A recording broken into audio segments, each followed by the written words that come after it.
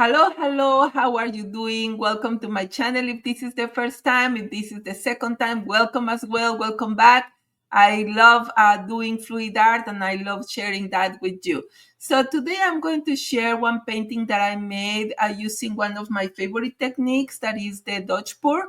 One of the things that I normally tell my students and the people that follows my channel is that the consistency of the paint is one of the key components of a good result. In this technique, it is important for you to understand that the consistency of the base paint needs to be exactly the same consistency as the color paint. In this case, I am using Master Touch, that is a brand from Hobby Lobby that is already prepared paint. So if I am using that brand, I need to be sure that my base paint is exactly the same consistency. If I am using paints that I prepared myself with the formula that I have given to you in some other videos, my base paint needs to be with that consistency, because that consistency is a little bit more liquid than the one that I have with Master Touch. Actually, with Artesa as well, is different. So it is important for you to use exactly the same consistency so the paint runs better, runs more smoothly.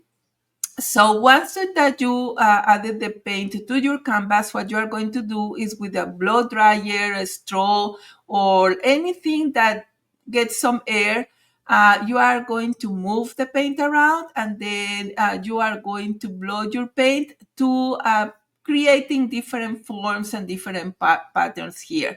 It is important for you to know that if you put your hair dryer on top of the white is the one that is going to move on top of the color. If you put your hair dryer on top of the color, that is going to be more, you are going to be able to see better the color when you do that. So it depends on the effect that you want to create. This kitchen torch is also used in order to get rid of the bubbles that sometimes the paint creates. So that is important for you to get rid of those bubbles. If you don't have a torch, it doesn't matter. With the straw, you can also uh, find the areas where you see bubbles and break them. And here I am using a straw with an attachment that has a little bit of flat surface. So when I am blowing through that attachment, what I am doing is trying to create certain forms on my painting, only to help it look better in some areas. One important thing that I want to share with you is that you can move your paint around anytime you want, but you need to be really careful to see when it's starting to dry. Because if the paint starts to dry, you need to stop. Because if you start moving the paint, it's kind of like sticky, and it's not going to help you really move it freely, and you are not going to like the result. Trust me, I've been there, done that.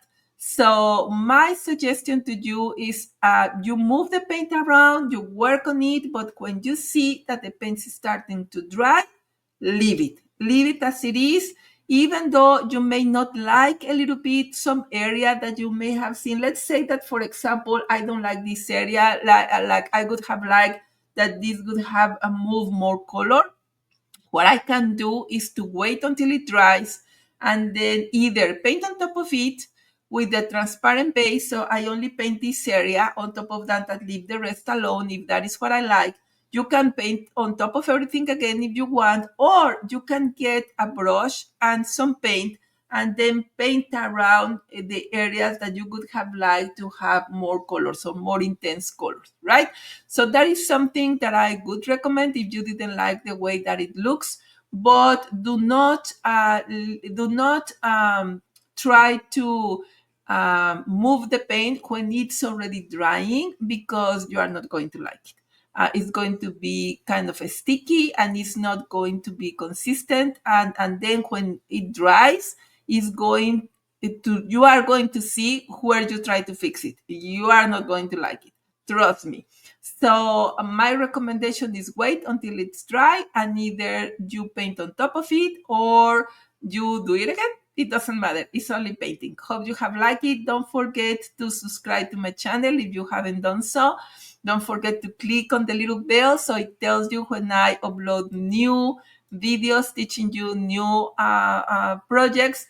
And if you do any of this work and you would love to share with me, I would love to see that, and tag me at aliart.aliciadiaz. Okay?